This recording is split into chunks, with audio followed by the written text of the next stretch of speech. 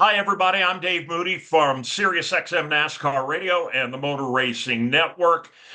Great to have you with us as we celebrate the 10th year of the Kulwicki Driver Development Program. It is my great pleasure to welcome aboard one of this year's five finalists, a young lady from my home state of Vermont, Taylor Hoar. Congratulations, Tay. That's an amazing honor for you. Yes, thank you, Dave. This is so incredible and so many words to just describe how I'm feeling. I think it's safe to say that racing is in your DNA from both sides of the family. Honestly, your grandfather Doug was a great racer. Your father Brian won everything there is to win up in New England. Your brother Justin races against you on a weekly basis. Was there any chance that you were going to be anything but a race car driver? I think at the beginning of my first part of my life, I don't think they thought about it, but definitely not a question now when they should have seen it coming anyways.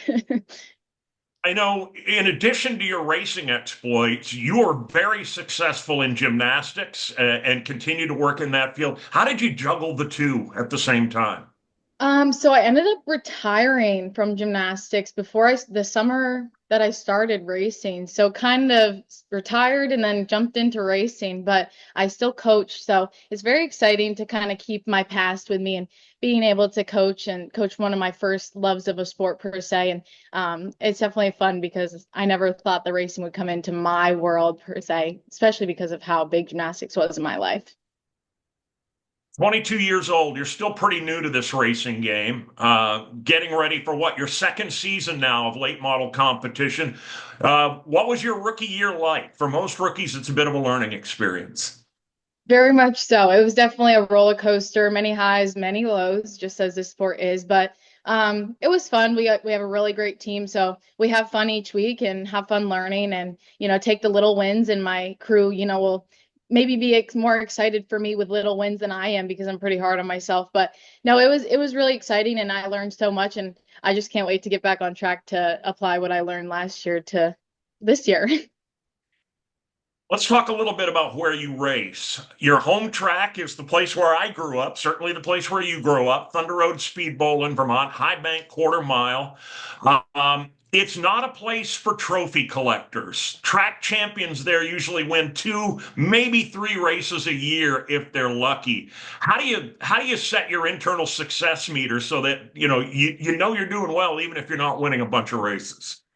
Yeah, I think it's all about improvement each race and learning on what I did wrong or did right the race before. Like you said, it's hard to come by a victory at Thunder Road just because the competition level is so high. We have around 20 cars each week, which is really cool for a weekly running show. So it's difficult. And like you said, people aren't going to win many times. So to be able to get up front and run strong and be competitive with the track champions or the guys who win a lot, kind of gives you reassurance that you're doing well, but also just finishing the races because, Thunder Road's a small track and, wrecks come easy there sometimes. And so being able to finish your features is a big thing. And obviously finishing up front and getting good, clean, solid runs and being able to get more information for the car is definitely how you know you're moving up and, succeeding per se. With the ACT umbrella and the number of tracks in New England, along with the traveling tours, you've got an opportunity to expand the schedule this year if you choose to do so. What's 2025 looking like?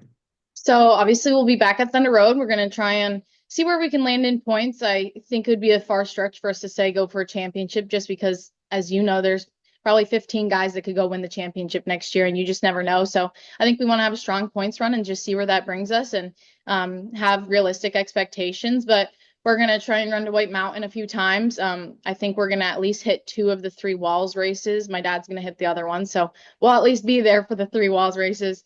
We're going to try and be at the ACT Oxford races. All of it is kind of dependent on how Thunder Road goes. Obviously, if the car comes home wrecked, we're obviously not going to go bend over backwards to try and fix it for a non-points race for us. So we're going to try and make it to a few different tracks. I think we would like to go back to Star this year, but kind of one of those things that if we don't have the time for it or don't have the ability to just keep rebuild the car or put it back together, reset it up and whatnot, we're not going to stress ourselves out for it. But we're mostly going to be focused on Thunder Road and trying to get to a few other tracks just to get some longer distance races, some longer tracks just to expand my development. You mentioned your dad, Brian, who has won everything there is to win in ACT late model racing around New England, did some super late model racing as well. What's it been like starting your driving career as quote unquote Brian Hoar's daughter? It's been great. I think that it has, we'll say, shortened the learning curve just because there's so many times that he'll be like, I had to find this out the hard way, and he'll tell me about a circumstance and tells me what to do in that circumstance. So it's been really helpful. And he's not afraid to tell you how it is. If you effed up or if you messed up, whatever it is, he's going to tell you and he's going to say, this is what you need to do better. He'll also be my biggest fan, which is great because it means a lot when I can make him proud, just because he was such an accomplished racer that knowing that I'm doing good enough for him to be really proud of me and saying I'm doing a good job and not critiquing, really makes me know that I'm learning and doing good. So it's been really great, and I think it's helped the learning curve 100% so much faster. And I definitely wouldn't want anyone else as my coach. Not everybody your age takes advice from their parents all that well. Do you find like you have to click off the dad button and click on the coach slash mentor button when you go to the racetrack? Sometimes, because sometimes maybe we'll be bickering before the races, and I'm just like, it'll be fine. We'll get to the races, and it's kind of like you said, like coach to driver mentality. But there's been some days where I'm like, annoyed with him or whatever, but I'm like, ugh, he does know what he's talking about, so I can't really not listen or whatever. So, like you said, kind of got to turn the dad mode off or the dad daughter mode off. But yeah, no, I wouldn't want it any other way though. One of the things that I very quickly learned to appreciate in watching you race over the last couple of years, coming up through the ranks and obviously last year in the late models, you seem to be really appreciative of the fan experience. You're an outstanding representative for your sponsors. You probably spend as much time face to face with race fans as any driver out there, and you really seem to enjoy the experience. Can you speak on that a little bit? Yeah, I absolutely love it. Thunder Road has the Race to Read booth, which is a nonprofit organization for students and anyone that comes to the racetrack if they want books and, kind of need a help to push so they can start reading more and whatnot. And I love being a representative of that program and going up to that booth each week or, whenever I can make it work and getting to see all the fans, whether they're young girls that are like, wanting to be race car drivers now or, even people older than me that are, looking up to me, which is really cool to think that I'm, making such, being such an inspiration for some people. And I absolutely love it. It kind of reminds you, if you have a bad day, it reminds you of why you're doing this. And you can never not go meet a fan and be sad about it. It really gives me inspiration and makes me want to work harder for my fans. And I think Thunder Road is one of the best places to have fans. And sometimes I feel like I have the whole stands in my corner. So it's really cool. And I definitely treat them like they're my best friends. Is there a weight of responsibility being the only female racer in the lead division at Thunder Road? You're not the first. There have been others before, and at least one or two of them have been very successful along the way. But right now, you're carrying the flag all by yourself. Is there any pressure that goes with that? I think there could be if I wanted there to be, and I put enough pressure on myself. But I'm just out there to have fun, and I obviously want to do well, and I kind of kick myself down more than I think I'll let anyone else kick me down.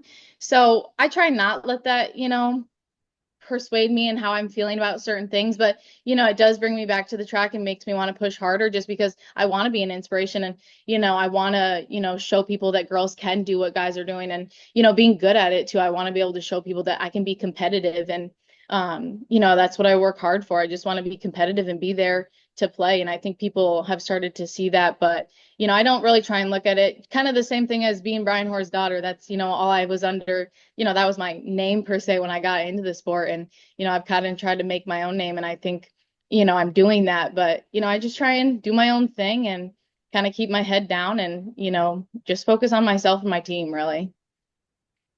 You have a female mentor in the sport? I do. Miss Tracy Belrose. She was 2000 track champion at Thunder Road and the first lady to win a major stock car championship, I think ever. Like not even just in New England, I think ever, if I'm correct. And she's been super supportive ever since I jumped into the late models and supportive via Facebook when I was in the street stocks. But, she's always said, reach out if you ever need advice for a certain situation. And she's like, don't let those boys, push you around, and she'll tell you how it is. And I love having her in my corner because she's really real and raw. And, she was quite the cool lady. And, I really wish I got to actually watch her when I was younger, but obviously I was just too young. So I love going to watch footage back and just, she was just one of the guys. And that's exactly how I want to be known as, is, just one of the guys out there. And she just did some cool stuff behind a race car, that's for sure. Are you a goal setter? And if so, what are the goals for 2025? Um, I think it's hard to say that I want to have this amount of wins. I want to have this for points just at Thunder Road, like we mentioned before. It is hard to be able to say something like that. I think we want to be within the top 10, of course, in points, and top 5 would be really cool. But so many things can happen at Thunder Road. There's so many good drivers. I would love to be in contention for a championship, and maybe it would work out that way, maybe it won't. But we're going to take each week and roll with it and try and see what we can do to get better. Obviously, I would love to get my first win in a late model. So that's definitely a big goal of mine. But, podiums and strong finishes that are going to, rack up the points eventually, anyways. How long you figure it's going to take before he becomes Taylor Hoar's dad instead of you continuing as Brian Hoar's daughter? I want to say it's happening a little bit, but Mhm. because, there's definitely some fans that are, don't know of dad or and know of me. So it's kind of funny to see that happen. We actually had this little gentleman at Milk Bowl wearing a Brian Horse shirt, and I went up to him and I was like, "That's a cool shirt." And he's like, "No, you're cool. I don't know who's on my shirt." And I'm like, "Oh, yes, I win." So I think it's slowly happening, but he's quite the legend here in the Northeast, and it would take a lot to get to his level, but I think it's happening a little bit, but he's still in the sport, I think, to try and keep his legacy up there, we'll say. I think that's a good idea. Congratulations again on being one of the 5 finalists. Best of luck this year on and off the racetrack. Appreciate you taking some time with us. Thank you. Thank you, Dave.